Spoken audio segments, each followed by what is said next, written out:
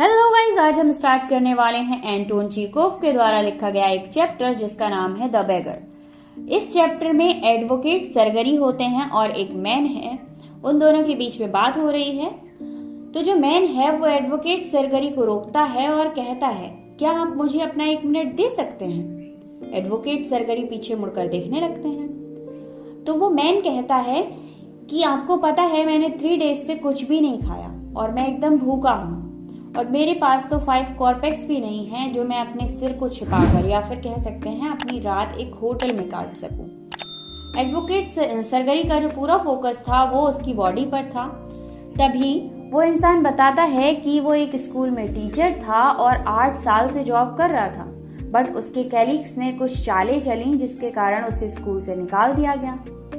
फिर वो सरगरी को ये भी बताता है कि आप सोच रहे होंगे कि जब मैं एक स्कूल से टीचर था और वहां से मेरी जॉब छूट गई तो मैंने दूसरी जगह जॉब क्यों नहीं की। तो आपको बता दूं कि कलूंग में मुझे एक जॉब ऑफर हुआ है, बट वहां जाने के लिए मेरे पास पैसे नहीं हैं, इसलिए मैं वहां पर नहीं जा पा रहा हूँ। अब ये सारी चीजें जो एडवोकेट सरगरी हैं वो नोटिस करते हैं और वो देख रहे थे उस बंदे के लाल लाल गाल, घुंघराले बाल और उसका ड्रेसिंग सेंस।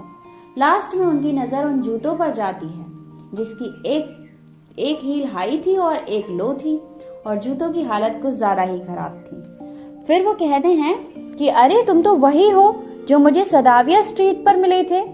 उस दिन तुमने कहा था कि मैं एक स्टूडेंट हूँ और मुझे कॉलेज से निकाल दिया गया है, और आज तुम कहते हो कि मैं एक टीचर हूँ, मुझे स्कूल से निकाला गया है। तुम कितना झूठ बोलते हो। तुम ना ही टीचर हो ना ही स्टूडेंट हो, तुम बस झूठ बोलकर लोगों से रुपए ठगने का काम करते हो। तुम कितना झूठ बोलते हो। फिर एडवोकेट सरगरी कहते हैं कि तुम्हारी जगह इन स्ट्रीट पर नहीं है, जेल में है। अभी रुको, अभी मैं पुलिस बुलाता हूँ और तुम्हें जेल में बंद कराता हूँ। फिर जो बेगर था वो डर जाता है और वो कहता है, नहीं नहीं सर, ऐसी कोई बात नहीं है, और जो मैंने आपसे 2 बार बोला वो दोनों ही बातें झूठी थी। आपको पता है कि अगर मैं किसी से वोडका खरीदने के लिए पैसे मांगूंगा तो कोई भी मुझे पैसे नहीं देगा, इसीलिए मुझे ये सारे झूठ बोलने पड़ते हैं और वोडका खरीदने के लिए पैसे कलेक्ट करता हूँ और ये सारे झूठ मैं हमेशा बोलता रहता हूँ। बट अब मैं झूठ नहीं बोल रहा हूँ कि ये पैसे मैंने वोडका खरीदने के लिए मांगे थे और मैं ना ही एक टीचर हूँ ना ही एक स्टूडेंट हूँ। फिर एडवोकेट सरगरी उस वेगर से कहते हैं कि तुम कुछ कर क्यों नहीं लेते हो। वेगर कहता है, क्या सर, मुझे कौन काम देगा और क्या काम देगा। तो एडवोकेट सरगरी कहते हैं, क्या तुम लकड़ियां काट सकते हो। तो वेगर कहता है कि आपको पता है इस टाइम जो प्रोफेशनल लकड़ी काटने वाले हैं वो भी फ्री बैठे हैं, मुझसे कौन लकड़ियां कटवाएगा और कौन मुझे काम देगा। तो एडवोकेट सरगरी कहते हैं, चलो मेरे साथ चलो तुम, और उस वेगर को अपने घर ले आते हैं। फिर वो अपने कुक को आवाज लगाते हैं और कुक को बाहर बुलाते हैं और कुक से कहते हैं कि इस जेंटलमैन को वुडसेट की तरफ ले जाओ, ये हमारे लिए लकड़ियां काटेगा। फिर उनकी जो कुक थी वो वुडसेट की तरफ चलने लगती है जिसका नाम ओल्गा था, और वो वेगर भी उसके पीछे पीछे बिना मन किए चले ही जा रहा था। वो वेगर ओल्गा के पीछे चल जरूर रहा था, बट पिछली रात की वोडका का नशा अभी भी उसके सर से उतरा नहीं था। वो सीधे चल भी नहीं पा रहा था। एडवोकेट सरगरी पूछते हैं, क्या ये इंसान लकड़ियां काटने के लिए ठीक रहेगा, क्योंकि लकड़ियां काटने में बहुत ज्यादा मेहनत लगती है और वो वेगर ठीक से चल भी नहीं पा रहा था।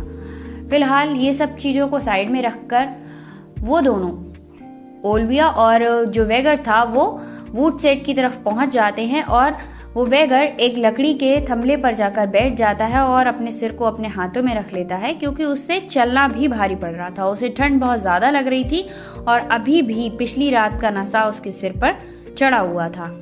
अब ओल्गा को गुस्सा आ जाता है, वो लकड़ी को एक्स को उठाती है और वेगर के पैरों के पास जाकर फेंक देती है। अब ये देखकर वेगर डर जाता है और जल्दी से एक बड़ा सा सेट उठाता है और एक्स को उठाकर उस पे बड़े धीरे से मारता है, जिससे कोई असर ही नहीं हुआ लकड़ी पर। वो बार बार ऐसा ही करता है, एक्स लकड़ी पर मारता है बट लकड़ी हिल जाती है और नीचे गिर जाती है, क्योंकि वो इतने धीरे से एक्स को मार रहा था।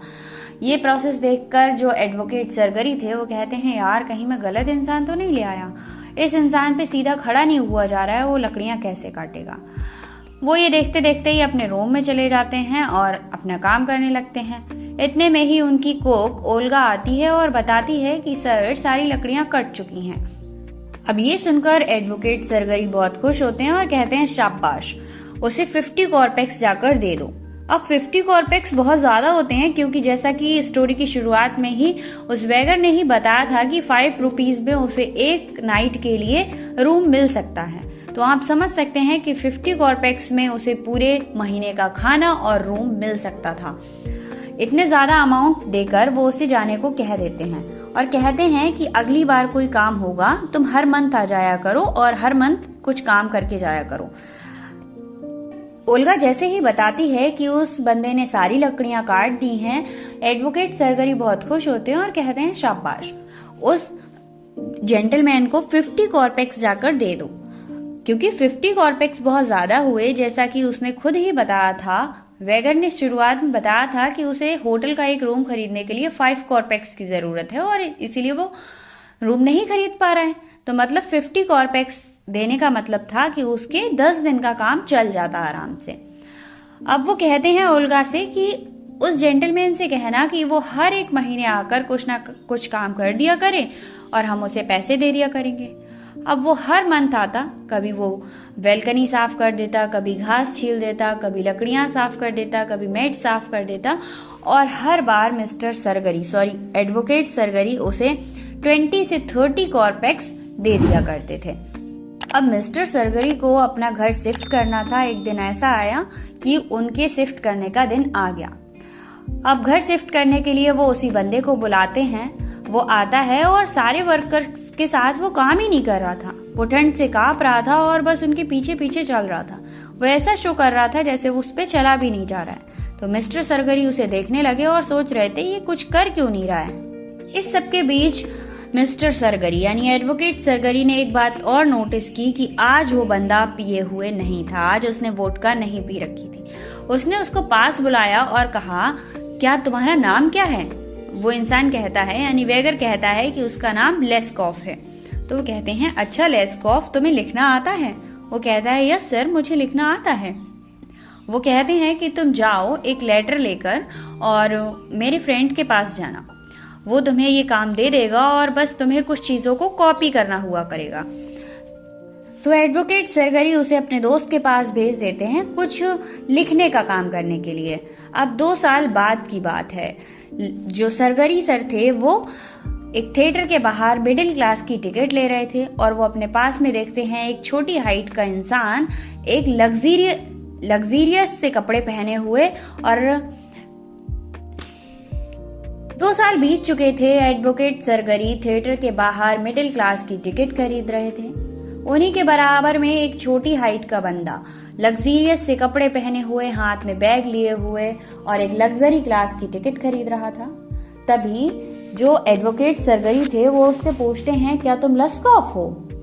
लस्कॉफ कहता है, यस सर, मैं लस्कॉफ हूँ। वो कहते हैं, तुम कैसे हो, क्या कर रहे हो और आजकल अपने कैसे गुजारा करते हो? बताता है, जो वैगर था वो बताता है कि सर आजकल मैं नोएट्री लिखता हूँ और मुझे 35 रूबल पर मंथ मिल जाते हैं और मैं अपनी लाइफ है वो अच्छे से व्यतीत कर रहा हूँ। फिर वो जो मिस्टर सरगरी थे यानी एडवोकेट सरगरी, वो कहते हैं कि देखो, मैं तुम्हारे लिए एक फरिश्ता साबित हुआ। अगर मैं इतना नहीं डांटता या फिर तुम्हारे ऊपर इतनी सख्ती नहीं करता तो आज तुम्हारी लाइफ ऐसी नहीं होती। तुम आज भी कहीं भीख मांग रहे होते। तो मैं तुम्हारे लिए गॉड गिफ्ट साबित हुआ हूँ।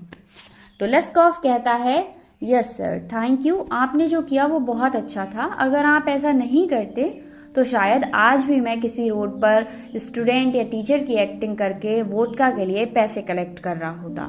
आपने मेरी लाइफ चेंज कर दी। बट मुझे लगता है कि आपसे ज्यादा आपकी कुक का क्रेडिट ज्यादा जाता है। तो मिस्टर सरगरी थे, वो पूछते हैं, ऐसा क्यों? मेरी कुक ने क्या किया तुम्हारे लिए?